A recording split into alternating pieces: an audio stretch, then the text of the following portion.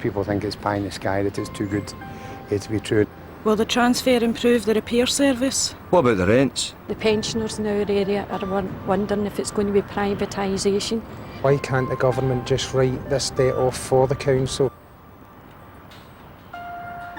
Those are just some of the issues raised by the proposal to transfer more than 80,000 council houses to the Glasgow Housing Association. And in the vote coming up, you decide whether or not that happens. It's fair to say that a lot of housing in the city needs a lot of work done to bring it up to a decent standard. But the scale of that problem means that it's going to take hundreds of millions of pounds to do it.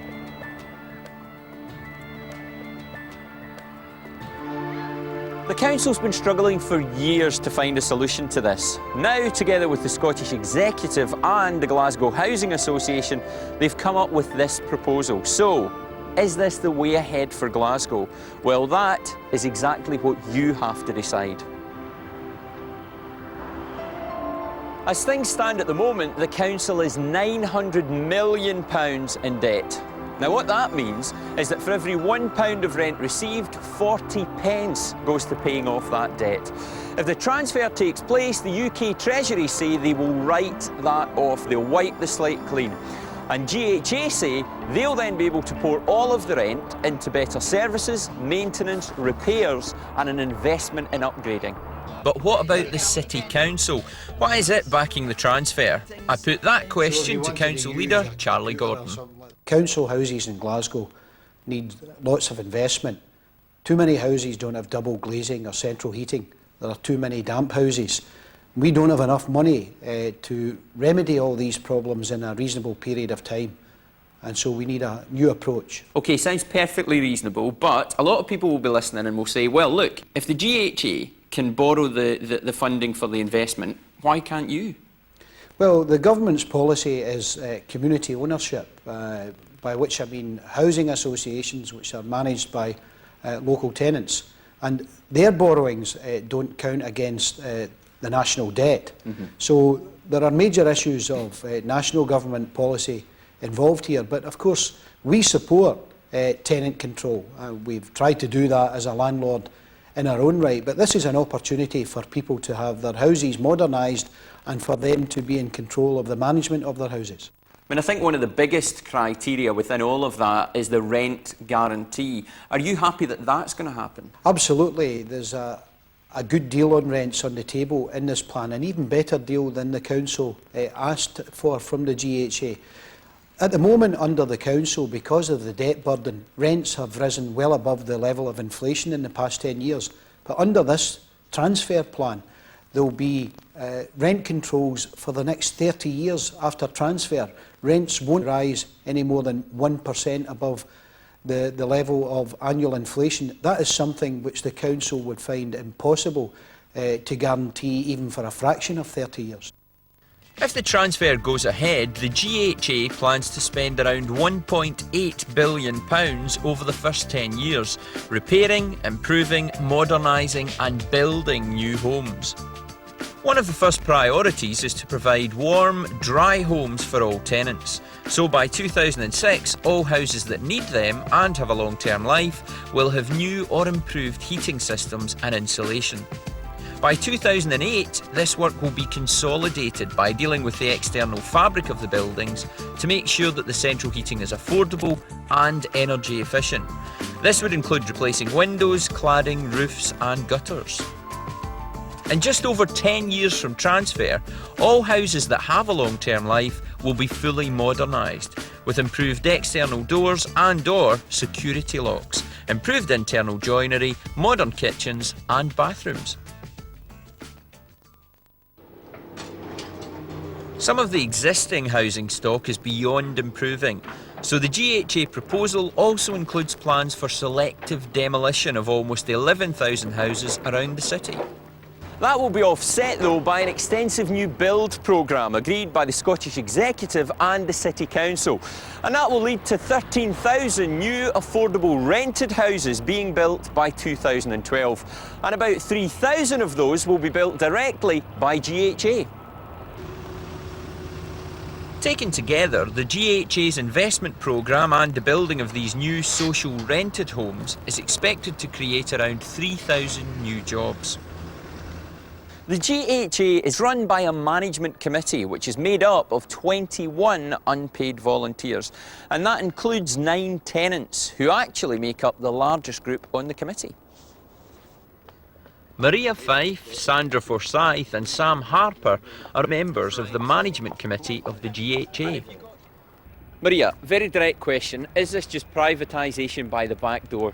Certainly isn't any kind of privatisation. If I thought it was, I wouldn't have anything to do with it. This is in fact opening out social ownership of housing to tenant control, and I'm fully in favour of it. Sam, how can this work if it's not for profit? The mechanisms within Glasgow Housing Association are such that we have no shareholders who will be getting paid dividends. So therefore, we have the ability to reinvest all finances and all resources back into our communities. Sandra, are you happy that the GHA will be able to deliver on its promises? Very satisfied, and the reason I'm saying that is that we've been heavily involved in it, and tenants for once have had a say in this issue. How do tenants get involved if they want to? Tenants, through local housing organisations who will have their own local participation policy, will invite tenants to become as involved as they themselves are happy to be. Margaret Curran is a Glasgow MSP and the Scottish Executive Minister responsible for housing. What exactly is the Scottish Executive's role in this? We've got a financial commitment to Glasgow. We recognise the needs of Glaswegians and the needs of the city. We want to put investment into the housing so we actually begin to get it right. But also we have a different kind of role, and that's about regulation. We have to make sure that this transfer works and that the new landlord is an effective and appropriate landlord. We have a very robust system of regulation that will be put into place after transfer, and that the GHA will be accountable through Community Scotland directly to ministers itself. So we'll make sure this actually does deliver for the tenants of Glasgow. Faced with such a big decision, you're entitled to ask, what's in it for me? Bob Allen is the Chief Executive of the GHA, so we've invited tenants to meet him, ask him those questions. Let's go and see what he has to say. We're all sitting in houses with suspended repairs right now from the council because they don't have the money. Well, if the stock transfer goes through, all those suspended repairs start being done right away? Our commitment is very clear. Day one after transfer, we want to reinstate suspended repairs. Now, I know for a lot of tenants that's been a major, major frustration. And it's not just about the big stuff, it's about the wee things that tenants have not been able to have done, and we recognise how important that is. So our overall commitment, and tenants are demanding it, is for a significant increase in repairs performance and the quality of that service. On the new build, it's very encouraging, I would say, for any Glaswegian to hear that we're going to get new build within our city when we see what's round about us. But I would also like to ask Bob, will local people be involved in the design of the house? And the short answer is yes, they need to be. They're the people that are going to live in them. Yep. And we all know the mistakes of the past where, if you talk to women, they always say it was always a male architect that designed this kitchen. So they're the people that live in them, and they need to be involved in it. One issue that people are definitely interested in is what's the GHA policy on antisocial neighbours? What's going to happen there? We will be deploying 2 citywide teams, 24-hour fast response units, to try and move very quickly with the support of police and other agencies to try and deal with problems of antisocial behaviour. I'd like to ask a question regarding the LHOs. Are they going to be given the opportunity to deal with their own priorities?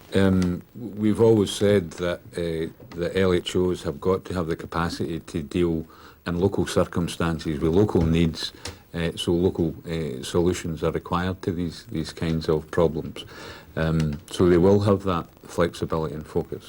People right now have succession on their homes. Yep. Will they still retain succession on their homes? We've had a look at that, and what we've done is amended our tenancy agreement to reinstate those succession rights that tenants enjoy currently, so tenants will not suffer any disadvantage in terms of their current succession rights. I'd just like to know what your commitment would be for getting local people involved to get them back to work. We've consistently said that there are huge economic benefits in this project to Glasgow, to Glaswegians, but we also need to connect those opportunities to people that need them most.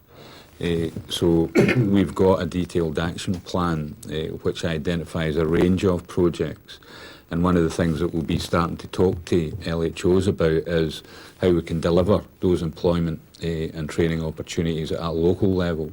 If you're a tenant, what will be the single biggest difference for you if the transfer goes ahead? I think the single biggest difference will be improvements to people's homes, and what we're prepared to do is invest £5.6 billion worth of investment over the next 30 years to give people homes that they can be proud of. Will that mean a massive hike in people's rents? No, it won't. I mean, there was a legal guarantee there for 5 years previously. We've extended that to 8 years.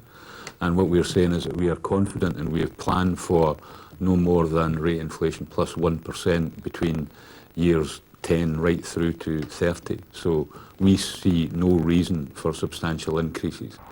Hope that's answered some of the questions which have been on your mind. You can get more detailed information on all of the issues in this Stage 2 document, or you can free phone the tenant information line on the number coming up at the end of this programme. Now remember, this is not a done deal, but the outcome of the vote will have a huge impact on Glasgow's future. So use your vote, have your say.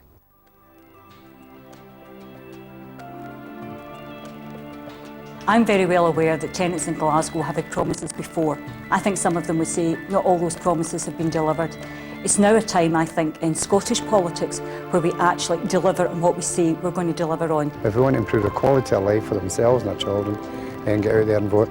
I wouldn't be a party to putting this plan before Glasgow's tenants if I didn't think there was a great chance that this will happen, and happen in a reasonably quick timescale.